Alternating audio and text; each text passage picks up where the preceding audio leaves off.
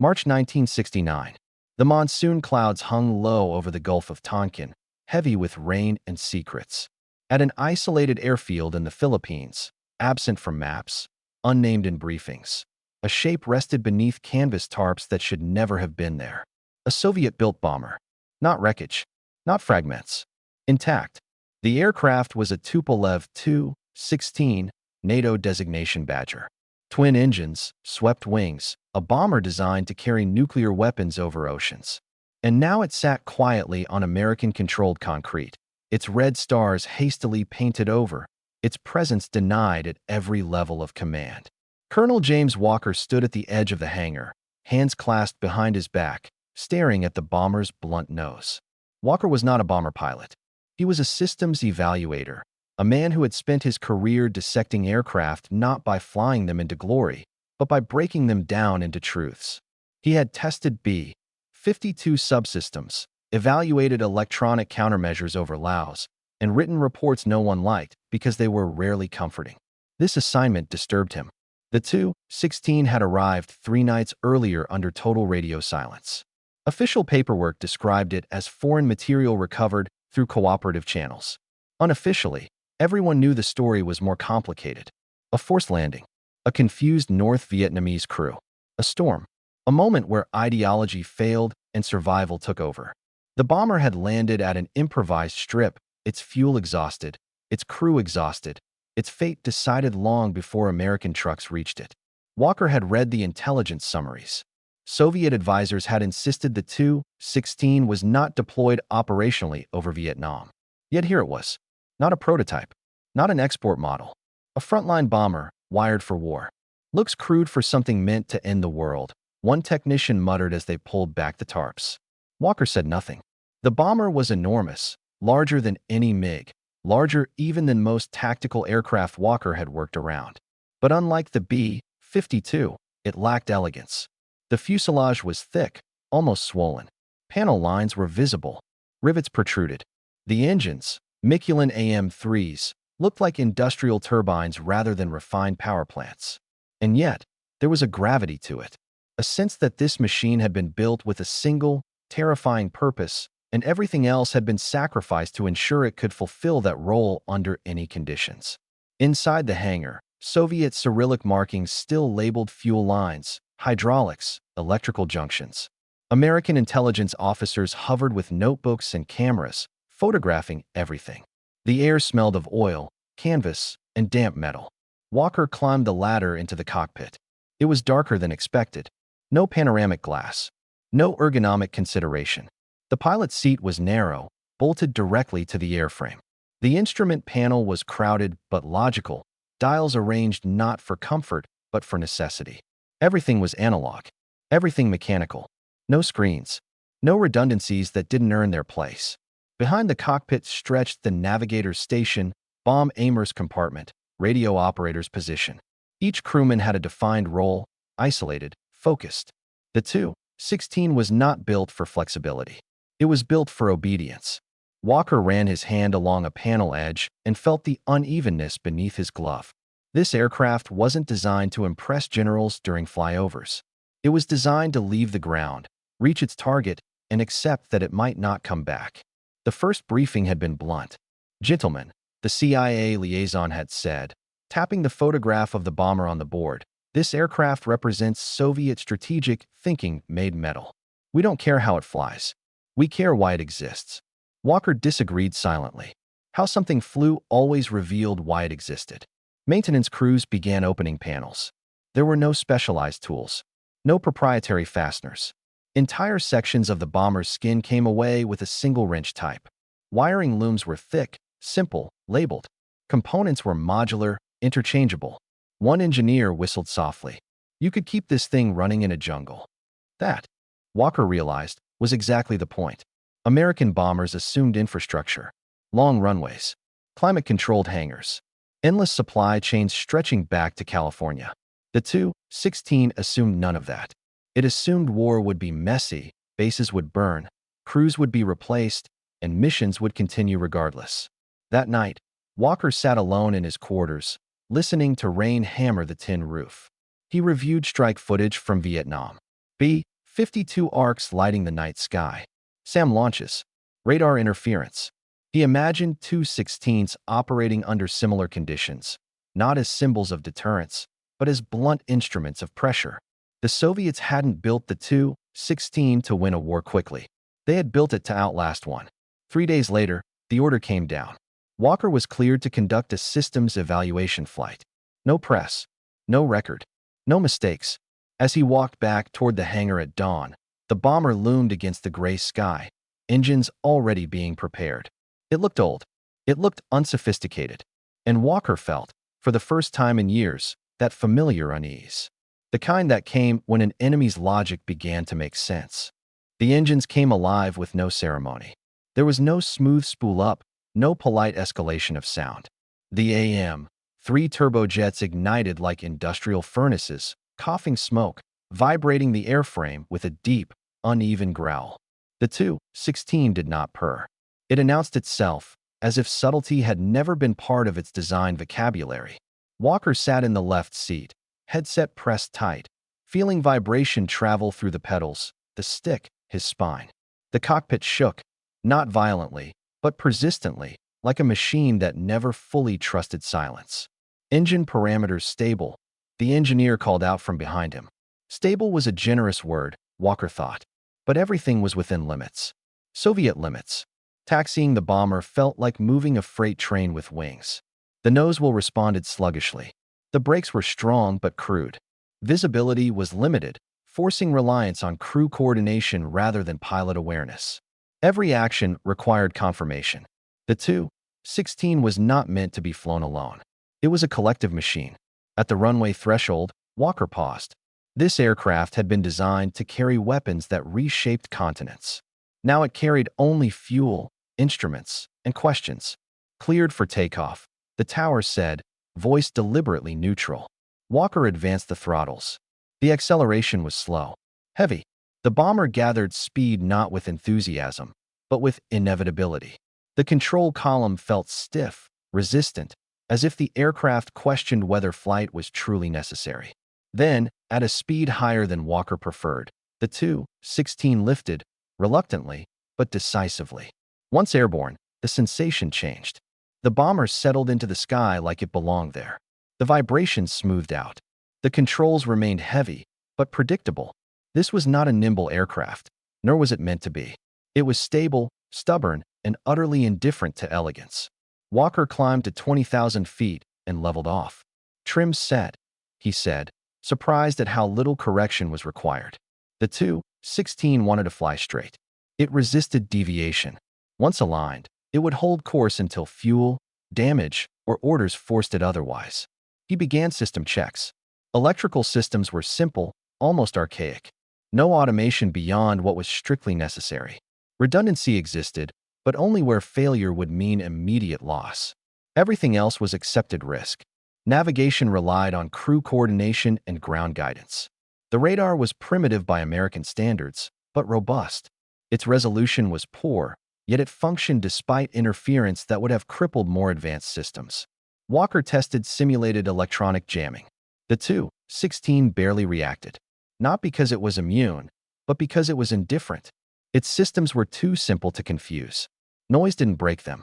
Complexity did. At cruising speed, the bomber felt slow, vulnerable. Walker imagined it on a radar scope, large, obvious, impossible to hide. In American doctrine, that was unacceptable. In Soviet doctrine, it was irrelevant.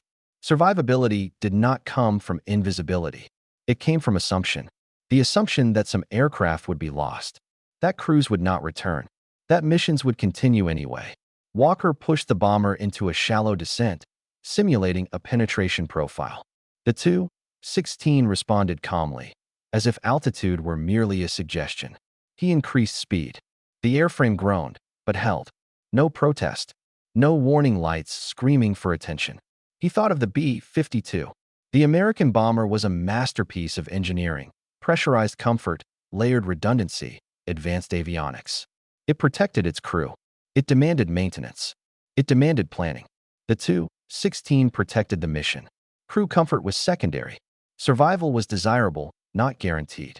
Walker initiated a simulated weapons run. The bomb aimer called out timing. The navigator confirmed heading. The aircraft remained steady, almost serene. This was its moment. This was what it had been built to do. And Walker understood something unsettling. In a nuclear exchange, elegance would not matter. The Tu-16 was not designed to win a war. It was designed to make sure a war could never be clean. On the return leg, Walker reduced power. The bomber drank fuel steadily, predictably. No surprises. No efficiency miracles. It consumed resources the way it consumed crew hours and lives, as necessary inputs. Approach was demanding. The aircraft did not forgive sloppy handling.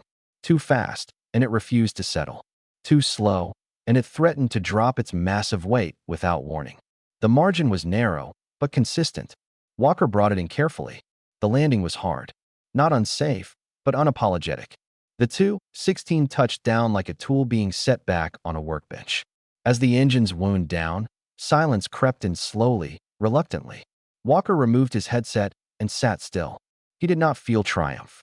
He felt clarity. In the debriefing room, engineers waited with questions about performance envelopes, failure modes, vulnerabilities. Walker answered them all. But when the room began to empty, one intelligence officer lingered. So, the man said carefully, "Is it a good bomber?" Walker considered the question. "No," he said. "It's not good." The officer frowned. "It's sufficient," Walker continued. "And that's worse." He explained what he had felt in the air. How the Tu-16 accepted damage, discomfort, inefficiency as normal conditions. How it assumed crews would adapt or be replaced. How it assumed the enemy would try to stop it and planned to continue anyway. "This aircraft," Walker said, "is built for a world where loss is expected. Ours are built for a world where loss is unacceptable." Silence followed. That night, Walker began his report. He titled one section Operational Philosophy. In it, he wrote, "The Tu-16 embodies Soviet strategic realism. It assumes attrition, disruption, and failure as constants. Its strength lies not in performance, but in tolerance. It is not designed to dominate airspace, but to violate it repeatedly until resistance collapses." He paused before adding the final line. "In prolonged conflict, tolerance is more dangerous than brilliance." Outside, rain continued to fall. And somewhere across the Pacific, war continued to grind forward, slow, brutal, and indifferent to design ideals. The report reached Washington wrapped in layers of classification and discomfort. It did not trigger alarms. It did not prompt emergency meetings or urgent memos stamped immediate action required. That, Walker would later understand, was precisely the problem. The Tu-16 analysis was too calm, too measured. It offered no miracle weapons, no exploitable fatal flaws. It did not flatter American assumptions. It simply described a machine that worked. At the Pentagon, the bomber was discussed in windowless rooms by men who had never smelled jet fuel or felt vibration through a control column. They read Walker's conclusions with polite skepticism. "Soviet bombers are obsolete," one general said, tapping the folder. "Slow, vulnerable. They'd never survive against our air defenses." Walker, flown in for a closed briefing, responded carefully. "Sir," he said, "they're not built to survive. They're built to arrive." That line hung in the air longer than anyone liked. He explained the philosophy again, more bluntly this time. The Tu-16 was not an aircraft born of optimism. It assumed radar coverage, interception, losses. It assumed chaos. Its mission planning did not rely on perfection. It relied on probability. Enough bombers launched, enough would reach their targets. Enough damage would be done. American doctrine, by contrast, sought dominance. Air superiority, suppression, control. It was elegant, logical, and fragile when stretched beyond ideal conditions. One analyst objected. "But Vietnam proves mass bombing doesn't win wars." Walker nodded. "Exactly. And that's why the Tu-16 is dangerous. It's not trying to win quickly. It's trying to make resistance unbearable." The meeting ended without resolution. The report was archived under a neutral title, Foreign Strategic Aircraft Evaluation, Inconclusive Findings. Officially, nothing changed. Unofficially, engineers whispered. Some recognized echoes of Walker's language in later design discussions. Simplification, maintainability, tolerance for damage. But these ideas were diluted, reshaped to fit American culture. No one wanted to admit the enemy might understand endurance better. Walker returned to the Pacific and continued his work. But something in him had shifted. He began to notice things. How American aircraft required pristine runways, climate-controlled electronics bays, endless spare parts. How a single failed subsystem could ground an otherwise perfect machine. How logistics dictated strategy more than anyone admitted. He followed the war's progress through reports and grainy footage. B-52 strikes. SAM ambushes. Air bases under constant repair. Missions canceled not because of enemy action, but because maintenance schedules collapsed under their own weight. And through it all, Soviet-built aircraft, MiGs, transports, bombers, continued to appear, damaged, repaired, flown again. In 1972, during Operation Linebacker II, Walker watched film of North Vietnamese airfields cratered beyond recognition. And yet, sorties continued. Aircraft launched from patched strips, engines coughing, crews exhausted. He recognized the pattern. The Tu-16 was not present over Hanoi, but its philosophy was. That same year, Walker was asked to contribute to a doctrine review panel. The topic, lessons learned from prolonged air campaigns. His opening sentence was simple. Complexity is a peacetime luxury. Some bristled. Walker did not soften his argument. He described what the Tu-16 represented. Not technological inferiority, but philosophical clarity. A willingness to accept loss as a design parameter. A rejection of perfection in favor of persistence. Wars are not fought in laboratories, he said. They're fought in mud, heat, confusion, and fatigue. Any system that requires ideal conditions to function is already compromised. The panel thanked him. The recommendations were filed. Years later, fragments of those ideas surfaced. Aircraft that emphasized ruggedness. Systems designed to fail gracefully rather than catastrophically. But even then, the core discomfort remained. America built machines to win. The Soviets built machines to continue. Walker retired in 1975. Before leaving service, he was granted one final request. He visited a storage facility in the continental United States, where the Tu-16 now rested, dismantled, inert, stripped of secrets. The bomber sat in pieces, wings separated, fuselage sections tagged and cataloged. It looked less imposing now, almost ordinary. Walker placed a hand on the cold metal skin. It felt thick, honest, unapologetic. A curator accompanying him spoke lightly. Hard to believe this thing worried anyone. Walker shook his head. It didn't worry me, he said. It educated me. He looked around at the hangar. Rows of American aircraft preserved in pristine condition, polished, perfect. Symbols of capability. The Tu-16 had never been a symbol. It had been a statement. That war would not be clean. That losses would not be decisive. That endurance mattered more than brilliance. Years later, when parts of Walker's report were quietly declassified, historians revisited it with fresh eyes. In academic journals and military colleges, one paragraph was quoted again and again.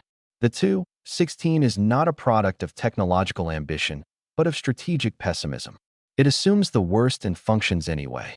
In conflicts defined by duration rather than decision, such machines do not need to win. They only need to remain. Walker lived out his retirement in quiet anonymity. When asked once, in a rare interview, what enemy aircraft had taught him the most, he surprised the interviewer by not naming a fighter. A bomber, he said. One that wasn't supposed to be there. He smiled faintly. It taught me that endurance isn't glamorous. It doesn't look impressive on paper. But in war, endurance shapes history while brilliance waits for ideal conditions that never come. Outside, jet engines roared overhead, sleek, powerful, magnificent. Walker listened until the sound faded. Then he whispered, almost to himself, "Elegance ends. What works lasts."